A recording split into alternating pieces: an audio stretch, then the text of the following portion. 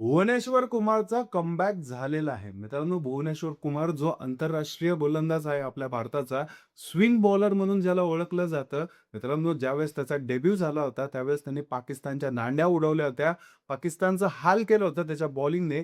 अतिशय स्विंग असलेला, अतिशय पेस असलेला एक असा बॉलर, ज्याला ओळखलं जातं स्विंग किंगच्या नावाने. मित्रांनो, विकेट घेणारा हा गोलंदाज होता, परंतु त्याच्या आउट ऑफ फॉर्ममुळं तो बाहेर पडला, टीमच्या बाहेर पडला. मित्रांनो 2022 मध्ये त्याने लास्टची इंटरनॅशनल मॅच खेळली. त्याच्यानंतर तो इंटरनॅशनल क्रिकेटमध्ये दिसलाच नाही. आय-पी-एलमध्ये पण खराब फॉर्म चालू होता.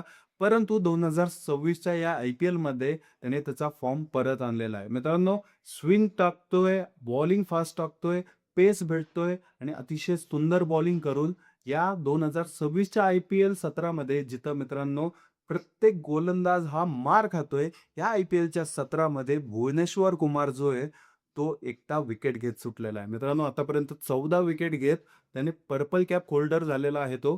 डोक्यावरती त्याच्या पर्पल कॅप आलेली आहे. जी पर्पल कॅप सर्वोत्तम विकेट घेणाऱ्या बॉलरला दिली जाते. ती पर्पल कॅप आता भुवनेश्वरच्या डोक्यावरती आलेला आहे. मित्रांनो, ज्यांना क्रिकेटचं नॉलेज आहे, ज्याने प्रॉपर क्रिकेटला ओळखतात, त्यांना भुवनेश्वर कुमारची गोलंदाजी खूप आवडते. कारण अतिशय सुंदररित्या तो बॉलिंग टाकतो. ज्यावेळेस भुवनेश्वर येतो, त्यावेळेस मनामध्ये एक वातावरण तयार असतं, की हा विकेटच घेऊन जाणार. आधी पण मित्रांनो, ज्यांनी पण 2013 पासूनच्या मॅचेस बघितलेल्या आहेत, त्यांना प्रत्येकाला माहिती आहे, की भुवनेश्वर काय क्वालिटीची गोलंदाजी करतो. ज्यावेळेस पण तो येतो, एक मोमेंटम तयार होतो आणि त्या मोमेंटममध्ये मित्रांनो विकेट भेटतातच. स्विंग आहे, पेस आहे. त्यावेळेस अक्षरशः पाकिस्तानचे बॅट्समन त्याला घाबरायचे. पाकिस्तान विरुद्ध त्याचा डेब्यू झाला होता आणि त्या मॅचमध्ये सर्वोत्तम परफॉर्मन्स भुवनेश्वरचा होता. स्विंग पडत होता. अक्षरशः पाकिस्तानची पूर्ण टीम गणली होती ह्याच्या स्विंग बॉलरने. म्हणूनच भुवनेश्वरचं जे कौतुक आहे ते खूप जास्त आहे आणि सर्वात महत्त्वाचं म्हणजे मित्रांनो, भुवनेश्वर कुमार या 10 वर्षाच्या आहेत इंटरनॅशनल क्रिकेटमध्ये जो कंटिन्यू खेळत होता, तो साइड आउट झाला नोव्हेंबर 22 मध्ये आणि 22 मध्ये साइड आउट झाल्यावरती जे सिलेक्टर्स आहेत त्याचं लक्षच गेलं नाही भुवनेश्वरकडे. त्याला परत घ्यावं, आपल्या टीममध्ये आणावं, त्याला थोडंसं प्रोत्साहन करावं. ते नवीन-नवीन शोधामध्ये होते, परंतु त्यांना कुणीही सापडलं नाही. आज भारताची अशी अवस्था आहे, की फक्त बुमराच्या जीवावरती आपल्या ज्या इंटरनॅशनल मॅचेस आहेत त्या काढायचे आपण प्रयत्न करतो. मित्रांनो, दुसरे जे बॉलर्स आहेत ते एवढे जे विकेट टेकन असे आहेत असं वाटत नाही आणि ज्यांना स्विंग भेटेल, ज्यांना पेस आहे असं वाटत नाही. बुमराच्या एक वेगळ्या ॲक्शनमुळे अँगल क्रिएट्स होतात आणि या अँगल क्रिएटमुळं मित्रांनो जे बॅट्समन आहेत त्यांना प्रॉब्लेम येतो. ज्याप्रमाणे बुमराह बॉलिंग करतो त्याचप्रमाणे मित्रांनो भुवनेश्वर पण करायचा एकेकाळी आणि स्विंगमुळं त्याला ओळखलं जायचं आणि हाच भुवनेश्वर 2026च्या आय-पी-एलमध्ये परत आलेला आहे. त्याचं पुन्हा आगमन झालेलं आहे.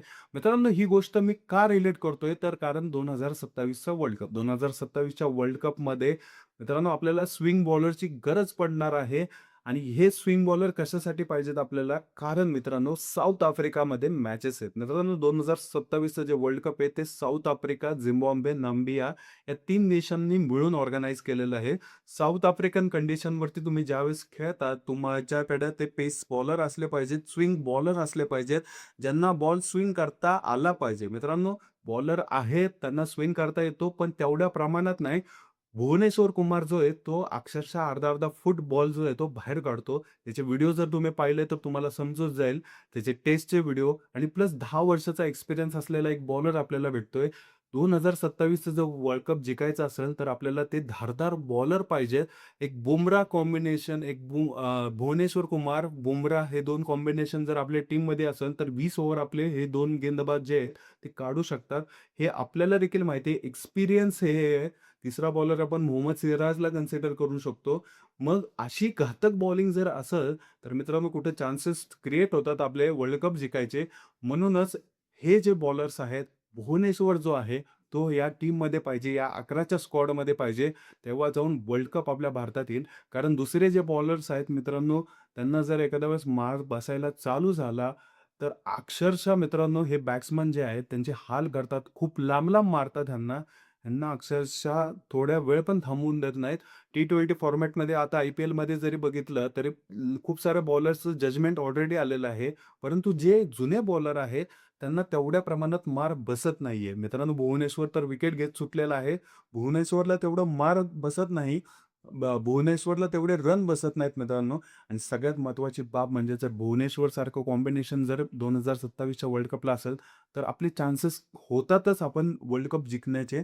म्हणूनच जिथं IPLमध्ये एकही असा बॉलर समोर येत नाहीये नवीन, जो स्विंग करतोय, जो पेस टाकतोय, जो हार्ड लेगवरती बॉलिंग टाकतोय, जो बॅट्समनला पूर्णतः कन्फ्यूज करतोय, असा एकही बॉलर आपल्याला दिसत नाही तिथं. आपला जुना बॉलर ज्याला 10 वर्षाचा एक्सपिरियन्स आहे, तो कमबॅक करतोय, तर त्याला घेणं मित्रांनो कितपत योग्य आहे हे तुम्हाला पण माहीत आहे. नक्कीच मित्रांनो, तुम्हाला काय वाटतं भुवनेश्वरला परत इंटरनॅशनल क्रिकेटमध्ये आणलं पाहिजे का? त्याचा कमबॅक झाला पाहिजे का? कमेंट करून सांगा.